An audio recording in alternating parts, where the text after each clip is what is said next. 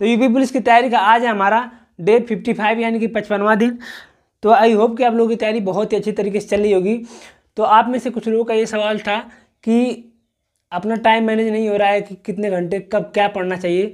तो मैं आप लोगों को बता दूं, इससे पहले भी मैंने बता दिया है कि कभी भी मैं टाइम के हिसाब से नहीं पढ़ता कि मैं सुबह 6 से 8 मैथ पढ़ूंगा, 8 से 10 हिंदी पढ़ूंगा, 10 से 12 ये पढ़ूंगा। बस मैं अपना टारगेट पूरा करता हूँ। अब मैं अपना एक टारगेट लिख लेता हूँ कि आज पूरे दिन में मुझे ये करना है, और ये मेरा फिक्स नहीं होता है कि कब क्या पढ़ना है। जब जो मन कर दे वो पढ़ लेता हूँ। कभी मैथ लगाने का मन नहीं करता है तो कभी दोपहर मैथ लगा लेता हूँ, तो कभी शाम को, तो कभी सुबह को।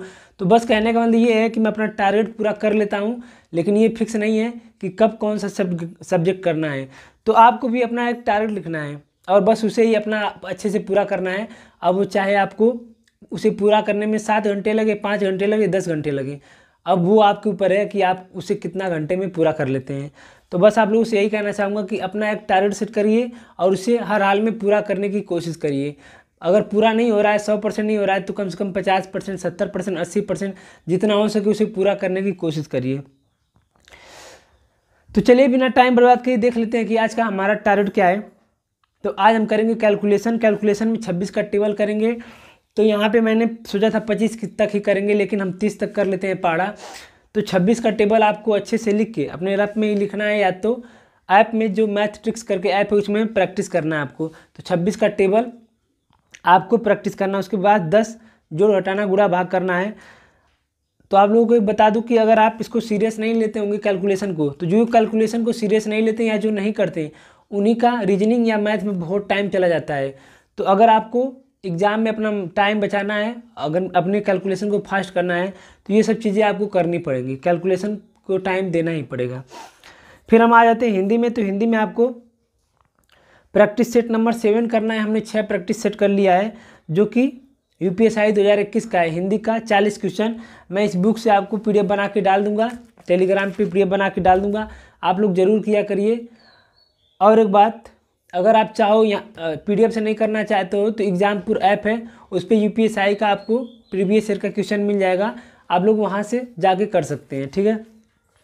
और पीडीएफ डालने के बाद जब भी आप पीडीएफ को खोलें तो ऐसे करके, ऐसे नहीं ऐसे करके आप लोग पीडीएफ को करेंगे, रोटेट कर देंगे, तो आपको जो क्वेश्चन होंगे अच्छे से दिखेंगे। तो आप लोग ऐसे रोटेट करके आराम से क्वेश्चन को देख सकते हैं। और वही बात कि जो क्वेश्चन ना है उसे लिख लीजिए, और जो जहाँ से क्वेश्चन फंस जाए उस चैप्टर को जाके ग्रामर में रिवीजन कर लीजिए। उसके बाद आपको क्या करना है, रामधारी सिंह दिनकर की रचनाएं आपको अच्छे से याद करना है, क्योंकि इन्हें 1972 में ज्ञानपीठ पुरस्कार मिला था। तो कल भी हमने रामधारी सिंह दिनकर को किया था, आज भी आपको रामधारी सिंह दिनकर को ही करना है, ठीक है। और उससे पहले हमने सुमित्रा नंदन पंत को कर लिया है। और उसके बाद परिवाची में आपको क्या करना है, परिवाची में जो हमने कल पढ़ा था उसी की परिवाची आपको अच्छे से याद करना है। कामदेव की परिवाची आपको अच्छे से याद कर लेना है। उसके बाद आज से हम शुरू कर रहे हैं अनेकार्थी शब्द, और कल से हम संस्कृत भिन्नार्थक शब्द भी इसमें ऐड कर देंगे। तो अब थोड़ा सा हिंदी में बढ़ गया है।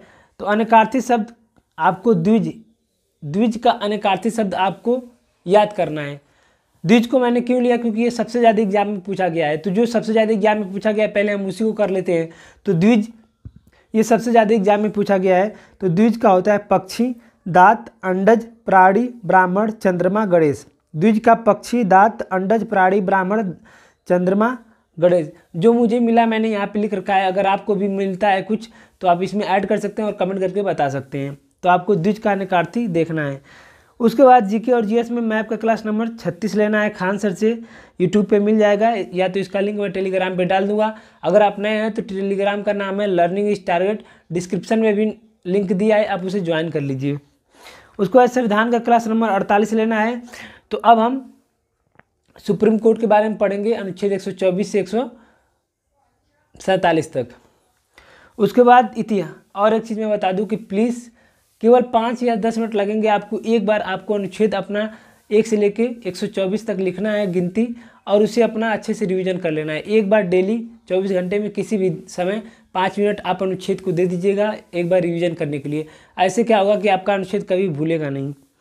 उसके बाद इतिहास का क्लास नंबर 47 लेना है। फिर भूगोल का क्लास नंबर 6 लेना है। इन सारे वीडियो का लिंक मैं टेलीग्राम पे डाल दूंगा। फिर यूपी जीके का पीडीएफ नंबर 2 क्लास नंबर 2 आपको रिवीजन करना है। इसका पीडीएफ मैं टेलीग्राम पे डाल दूंगा। तो कल पीडीएफ नंबर 1 हमने रिवीजन किया था, आज 2 वाला मैं डाल दूंगा, ठीक है। उसके बाद मैथ में समय और कार्य कर लिया है। तो इस बुक का मैं नल और टंकी का क्वेश्चन, जिसमें 50-59 क्वेश्चन है, वो मैं टेलीग्राम पे पीडीएफ बना के डाल दूंगा। आप लोग चाहे तो यहाँ से भी सॉल्व कर सकते हैं। तो हम आज नल और टंकी का क्वेश्चन लगाएंगे।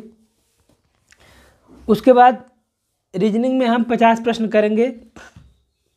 50 प्रश्न में 40 प्रश्न में क्या करूँगा, यूपीएसआई की इस बुक से डाल दूंगा। सेट नंबर 4 है ये हमारा। मैं क्या करूँगा, इस बुक से 40 क्वेश्चन रीजनिंग का जो भी पूछा गया है वो डाल दूंगा। तो आप लोग 10 क्वेश्चन और कहीं से कर लीजिएगा। हालांकि मैं बता दूं कि मैं रीजनिंग में कितने क्वेश्चन करता हूं। 40 क्वेश्चन तो मेरा यहाँ से हो गया। एक क्वेश्चन मैं सीएचएसएल का लगाता हूँ, एक सेट में सीजीएल का लगाता हूँ, तो 50 क्वेश्चन वहाँ से हो गया। और एक मैं एनटीपीसी का लगाता हूँ, तो 35 वहाँ से हो गया। तो 85, 100, 135 के करीब, 150, लगभग 150 के करीब मैं रीजनिंग का प्रैक्टिस डेली करता हूँ।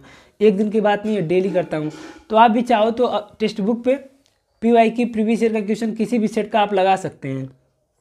हमें प्रैक्टिस से मतलब है, रीजनिंग से मतलब है। सब में रीजनिंग सेम पूछता है, सेम ही चैप्टर से पूछता है, बस लेवल ऊपर नीचे होता है। उसके बाद आपको क्या करना है, अगस्त के दिवस अगले 10 दिन तक याद करना है। ये अगस्त के दिवस है, मैं टेलीग्राम पे डाल दूंगा। उसके बाद हमारे सिलेबस में दे रखा है जनसंख्या।